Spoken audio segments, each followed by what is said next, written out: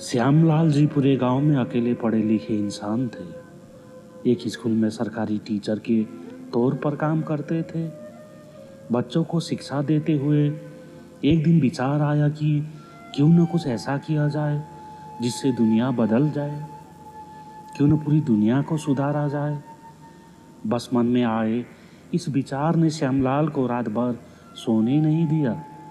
सुबह उठते ही वो गांव के सरपंच के पास पहुंचे और बोले कि मैं इस दुनिया को बदलना चाहता हूं। सरपंच उनकी बात सुनकर हंसने लगा। गुरुजी, इतना आसान नहीं है दुनिया को बदलना।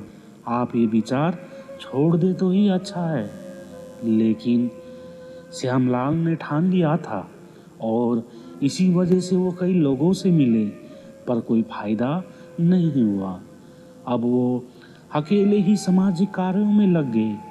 लेकिन जल्दी ही ये सच्चाई समझ में आ गई कि दुनिया को बदलना आसान नहीं है। तो मन में सोचा, दुनिया नहीं बदल सकता तो क्या, मैं अपने देश को तो सुधार ही सकता हूँ। बस श्यामलाल जी फिर से जुट गए। समय बीता। बहुत जल्दी ये एहसास हो गया कि देश को बदलना तो बहुत मुश्किल काम है। तो सोचा, क्यों ना अपने गांव को सुधारा जाए। अगर मैं अपने गांव को सुधार पाया तो ये भी अपने आप में बड़ी उपलब्धि होगी। इसी तरह श्यामलाल ने अपने जीवन सामाजिक कार्यों में लगा दिया और समय के साथ अब वो बूढ़े हो चले थे, पर गांव रहा वैसे का वैसा। एक दिन सोचा कि पूरा गांव नहीं बदला जा सकता, तो क्यों ना मैं अपने परिवार को सुधारा जाए। समय और बीता। उम्र के साथ जब जीवन का अनुभव हुआ तो श्यामलाल ने पाया कि एक काम जो सबसे आसान है वो है खुद को बदलना। उन्हें एहसास हुआ कि काश मैंने खुद को बदल लिया होता तो मेरा असर मेरे परिवार पर पड़ता, फिर मेरे परिवार से पड़ोस सुधरता और फिर पड़ोस से पूरा गांव।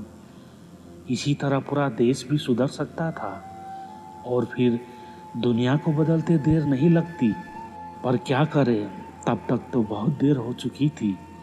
जिंदगी का आखिरी शाम आ चुका था। मित्रों, महल कितना बड़ा और विशाल क्यों न हो, लेकिन बनता तो ईंटों से ही है। और इस संसार रूपी महल की ईंटें हम लोग हैं। शिखर भी हम, नींव भी हम। खुद को सुधारिए, सकारात्मक सोच रखिए, फिर दुनिया बदलते देर नहीं लगेगी।